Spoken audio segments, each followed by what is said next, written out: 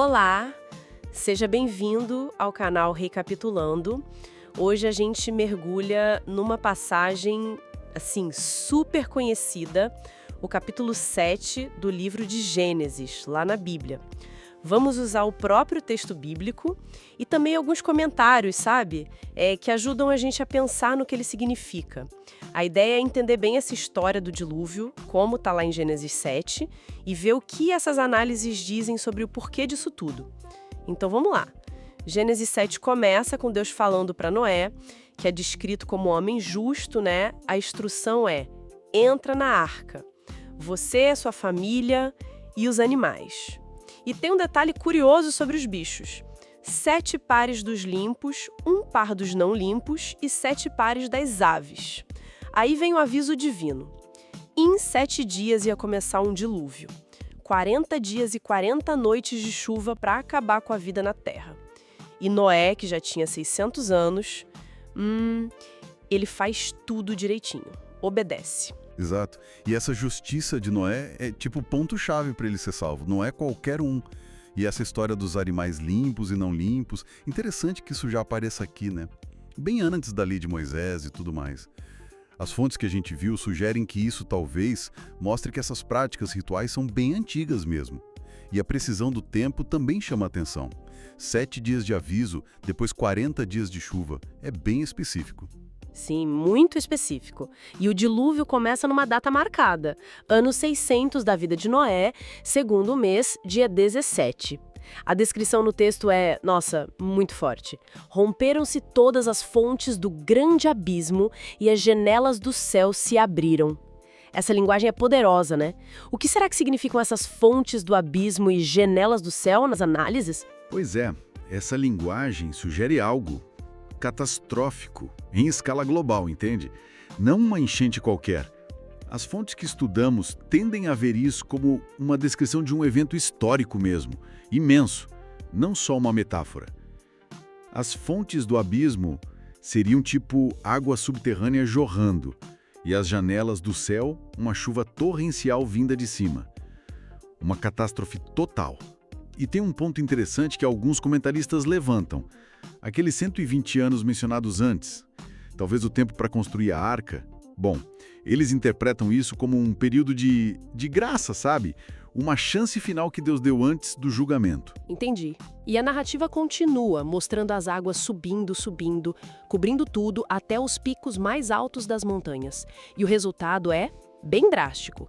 Toda a vida na terra, fora da arca, morre. Aves, gado, feras, répteis, pessoas. Só Noé e quem estava com ele na arca sobrevivem.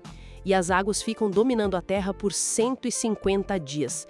Essa destruição total é pesada.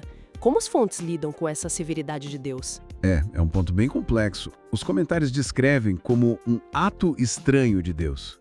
Quer dizer, parece contra a natureza misericordiosa dele. Mas foi visto como necessário por causa da corrupção que tinha tomado conta de tudo.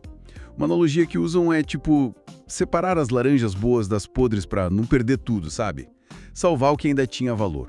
Nessa visão, o dilúvio não é só história, é também tipológico. Tipológico. O que isso quer dizer? Quer dizer que serve como um tipo, um modelo ou um aviso para um julgamento divino futuro. Algo que o próprio Jesus mencionou depois, lá em Lucas 17. Falando em Noé, as fontes também comentam sobre ele ter pregado por tanto tempo, né? Mas só a família dele entrou na arca. Como isso é interpretado? Foi uma falha dele como pregador? Olha, essa é uma análise bem interessante. Um dos comentários explora isso. Noé como pregador por mais de 100 anos, aparentemente sem muito sucesso fora de casa. Mas veja bem, longe de dizer que ele foi um péssimo evangelista, as fontes argumentam que ele cumpriu o que era prioritário, segundo a própria Bíblia. Citam textos como 1 Timóteo 5,8, que fala para cuidar primeiro dos da sua casa. Entende? Então a grande vitória de Noé talvez tenha sido ter uma fé tão forte que conseguiu influenciar e salvar a família inteira. Isso não é pouco. Faz sentido. E essa ligação com os nossos tempos, ela aparece bastante nas análises, certo? Você mencionou Jesus. Ele comparou os dias de Noé com os tempos finais, né? Como é essa comparação? Sim, é um ponto crucial que os comentários destacam. Jesus, tanto em Lucas 17 quanto em Mateus 24, ele diz basicamente o seguinte: assim como foi nos dias de Noé, quando as pessoas estavam vivendo a vida normal, comendo, bebendo, casando, sem perceber nada, assim será a vinda do Filho do Homem. As pessoas estarão distraídas, alheias ao que está para acontecer, até que seja tarde demais. E o ceticismo que a gente vê hoje sobre o dilúvio, bom, alguns comentaristas veem nisso até como cumprimento de profecia, como está lá em 2 Pedro 3, que fala que nos últimos dias surgiriam zombadores questionando as promessas de Deus, dizendo: onde está a promessa da vinda dele? Nossa, forte essa conexão. Sim, e tudo isso leva a um chamado, né? Um chamado à vigilância. As fontes ressaltam muito a necessidade de ter um relacionamento com Deus parecido com o de Noé. O texto diz que Noé andava com Deus.